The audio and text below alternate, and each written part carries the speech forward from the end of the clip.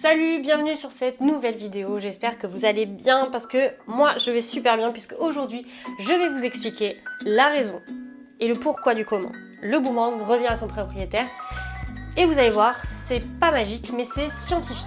Il y a beaucoup de personnes qui associent le boomerang au frisbee alors que pas du tout, ce sont vraiment des faux amis. J'ai parfois l'habitude d'entendre dire que le boomerang et le frisbee c'est quasiment la même chose alors que pas du tout, ce sont vraiment des faux amis.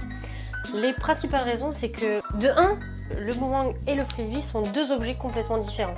Le boomerang est vraiment fait pour avoir un retour, tandis que le frisbee, il faut le lancer d'une certaine manière pour avoir potentiellement un retour. Voici un frisbee et un boomerang. Donc vous voyez déjà que l'objet est complètement différent. Ici, on a des pales, tandis qu'ici, on a juste un disque. Alors certes, il y a un côté bombé pour ces deux objets. Il y a ici qui est bombé, et on a notre face du boomerang qui est ici bombée. Ok, mais ici c'est creux, tandis que là c'est plein. Donc on fait plus le parallèle, c'est plus ensemble. Ok, on fait même pas partie de la même fédé, il n'y a pas moyen de nous comparer. C'est deux mondes différents. Ça c'est la première raison. La deuxième raison, c'est qu'il devrait être associé à des engins beaucoup plus imposants et bien plus stylés. Les hélicoptères, les avions ou encore les éoliennes. Et maintenant, pourquoi? Au final, le boomerang il tient de son fonctionnement et de son profil aérodynamique. Aérodynamique, tout simplement parce que une pale d'un boomerang correspond à une pale d'avion. C'est-à-dire que c'est la combinaison parfaite à la fois entre une aile d'avion et une éolienne, ainsi que le rotor d'un hélicoptère. Il se comporte en vol comme un rotor et un gyroscope qui tourne sur lui-même autour de son centre de gravité. Cette propriété de stabilité va lui permettre de garder une trajectoire circulaire et de revenir à son propriétaire. Incroyable, non ? Mais ce n'est pas tout, il répond aussi à un phénomène physique, le phénomène de portance. Pour cela, il vous faut un bord d'attaque et un bord de fuite. Pour savoir comment reconnaître un bord d'attaque et un bord de fuite, il faut prendre un boomerang. Donc là, on a un boomerang à bipale, sur lequel je vais vous montrer le bord d'attaque et le bord de fuite. Donc ça, c'est un boomerang de droitier.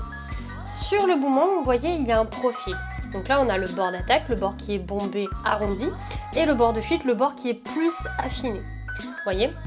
Donc moi sur mon boomerang, le bord de fuite il va être sur ma droite alors que le bord d'attaque va être à gauche. Si je prends un autre boomerang, donc par exemple ici un quadripale, on va avoir le même principe. On va toujours regarder le côté bombé pour savoir où est le bord de fuite. Donc ici le bord de fuite va être sur la droite et le bord d'attaque va être sur la gauche. Toujours pareil, c'est un boomerang de droitier. Donc là si je regarde le profil, pareil. Arrondi et affiné. Dès lors, lorsqu'on a une pale, le vent va arriver par le bord d'attaque. Ensuite, l'air va passer par-dessus et va provoquer une traînée. L'accélération de l'air sur le dessus de la pale du boomerang va provoquer un phénomène de dépression qui va aspirer l'aile vers le haut. D'où le fait que le boomerang revienne sur son propriétaire et puisse voler. Bon allez, pour résumer, le boomerang c'est très simple pour comprendre comment il vole. C'est comme un avion, sauf qu'il tourne sur lui-même. Et non, il n'a pas de petit moteur à l'intérieur. La seule force et la seule vitesse qu'il a, c'est donné par son petit lanceur, le bourrin ou la bourrine qui le lance. Genre moi. C'est donc aussi pour ça qu'il y a des boomerangs de gaucher et de droitier. Il ne faut pas vous tromper quand vous en achetez un.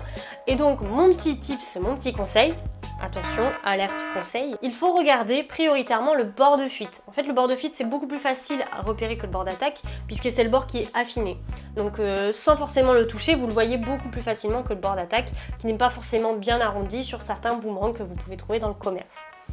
Donc, pour les droitiers, il faudra prendre le bord de fuite, un boomerang qui a un bord de fuite à droite, alors que pour les gauchers, il faudra prendre un bord de fuite, un boomerang qui a le bord de fuite à gauche. Ok? Donc ne vous faites plus avoir. Également, ne pensez pas toujours que les boomerangs que vous allez acheter sont forcément des boomerangs. Comme je vous l'ai dit, si votre boomerang n'a pas un profil aérodynamique, ce n'est pas un boomerang, c'est un morceau de plastique, c'est un morceau de bois, c'est un morceau de ce que vous voulez, mais ça ne vole pas. Ce n'est pas parce que ça a la forme d'un boomerang que c'est un boomerang. Sachez-le et reconnaissez-le. Il y en a beaucoup qui arnaquent les gens là, dans les jouets Flunch, McDo, etc.